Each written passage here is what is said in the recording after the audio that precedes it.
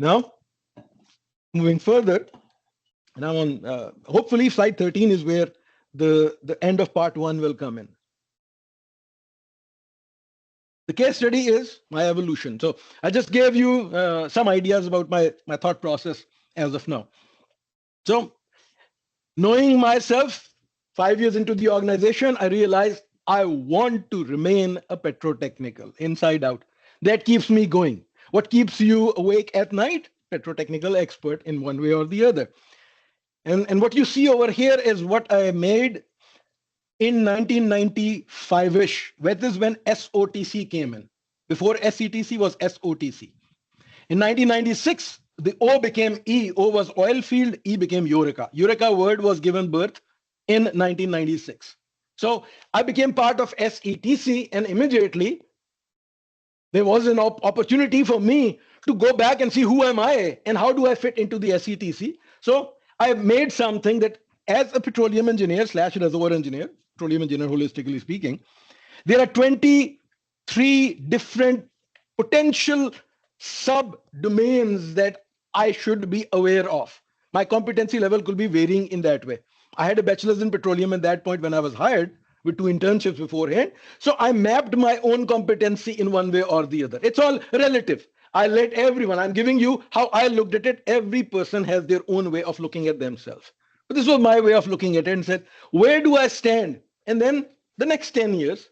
So when I made this plot the first time, it was when I was almost at the end of my first phase, whether it was called exploration appraisal, the way I look at it, then development, and then I'm in the production phase in that way.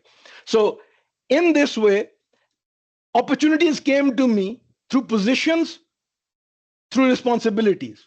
So I was in Pakistan, hired as a petroleum engineer, and I did a lot of DSTs at that point in time, drill stem test, pressure transient analysis, blah, blah, blah.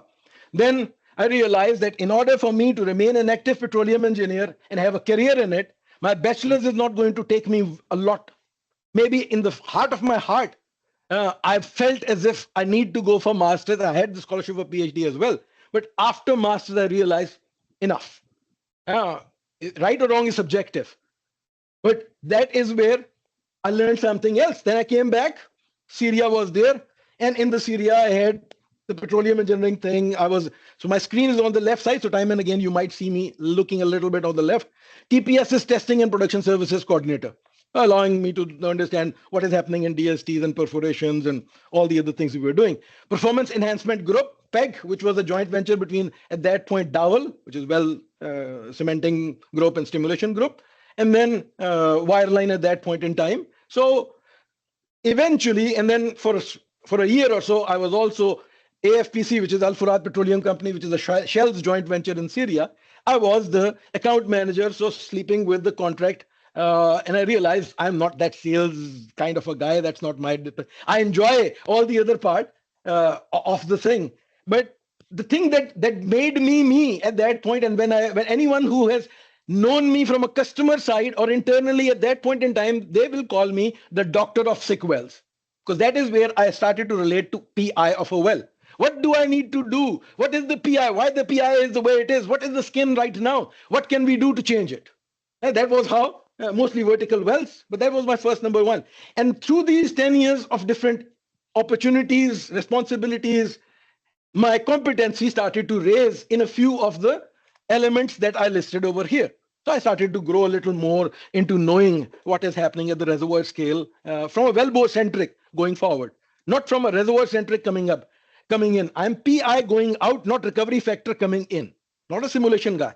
I'm from the well logs. Yeah, so that's how it started. Then next 10 years is where I went into the world of Middle East, although Syria is also part of Middle East, but it's not that much of carbonate front. Here I was into the carbonate, into the horizontal wells and all the other stuff. And initially, the opportunity in the UAE was I was an IDE interpretation development engineer. So as an interpretation development engineer, I was responsible to introduce horizontal well production log. Flagship was the name, which Flow Scanner came out later. FSI came afterwards. This was before that one. Beautiful technology, and I learned a lot from the station logs in a horizontal well. on that note. Then came to Saudi, reservoir and production domain champion for a while and at that point in time. And then moving to Qatar. So Saudi, the biggest oil reservoirs are roaming around over there, learned a lot. The scale is very different. The PRs are very different. 1 foot can produce 5,000 barrels of oil right there with a PI pressure drop of 3 psi. A very different world, eye-opener. Then moving in to Qatar, which has the biggest gas reservoir, another thing. And essentially at the end of my 20 years, when I got my 20-year pin, at that point, I was known as Mr. Horizontal Well Production Logger. And or if you want to run dual packer in a gas reservoir where you have 16 MDT strings over there, running over there, or modules over there, go and speak with Shahid. So that was my claim to fame in one way or the other. Then my competency is increasing as an effect of all these opportunities which are coming to me. Or I'm creating these opportunities, goes both ways. At that point, now there's a decision point. Either I want to go and increase my level to level 10, 8 in my number, 8 numbers, these are all relative numbers. 8 in me, in my thought process is a subject matter expert, 8 out of 10. So sometimes I've gone to 9 and made it 7.5 later on because I realize the more you know, the more you realize you don't know much. But that's evolution of knowledge also. Then I had the opportunity, one way or the other, where I moved into a very different side of the organization, of the workflow, which was well construction, D&M at that point. Big D, big drilling mindset, small M, small measurement mindset, no R, no reservoir mindset over there. And my key goal was that in well construction where we are targeting steering, because added value of LWD measurement is to steer the well. If I need to speak with the people steering, then I have to bring some reservoir into it, some reservoir into that aspect. And that's where the real-time productivity steering in my mind, or real-time geosteering, became real-time productivity steering. So I started to start that symphony and mantra of RTPS, which I'm still doing as of now. Then 2017 opportunity came to become a DCM, and I was not an M, so I kept on fighting the word M. I'm not a manager. Don't call me discipline career manager. And eventually, officially last year, or a year ago, 2 years ago almost, Ilaria came in. She took the DCM and I said, now I'm the DCL. So now I report as a DCL and do whatever I want to do, what the company wants.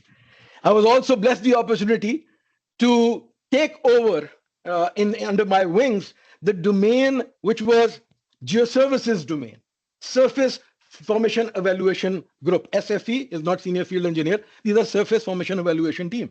They are looking at the cuttings, they are looking at the fluids on the surface, the flares and all the other stuff. And being a downhole guy, it allowed me to start thinking in how the two can talk to each other. It was an excellent opportunity for me to learn from all of my colleagues over there who were geologists to begin with, but were heavy on the fluid part on the surface. COVID gave another opportunity. One of my team member, Adil, he decided to leave at that point in time. There was a hole. We could not move anyone. So physically, I was for 2 years looking after Saudi. My nights were for Saudi. My days were for here. And it allowed me to also see how wrong I was in making the decision as the reservoir domain head and how it is applied in the field. So it was a good learning and an eye-opener for me. A lot of gray hair came in for those 2 years that I spent with Saudi team over there. And Saleh is there smiling because he was part of their team, or he's still part of the team. But anyway, that's all of these opportunities allow me, by working with the GNG team, to raise my competency on the other side. And today I'm classified as my specialty is generalist. I am a specialized generalist rather than a specialist. I'm a specialist generalist. So, because I can be a single point of contact to the customer, go in. So that was one thing. So, learning from there, Walt Disney said, growing old is mandatory. Our biological clock is moving. We cannot slow it down. We have to bite the bullet in one way or the other. Growing up is up to us. For those of you who have become parents, the kids are the enablers to make you grow up faster or break you down if you don't grow up, and you have to grow up ahead of them, which is a challenge. But here I was. And my team who was reporting to me functionally made me grow up, because these are also my kids in one way or the other. Although Scotty, who's there, he's not going to. I learn a lot from him, and I learn from biological son also. Anyway, now that was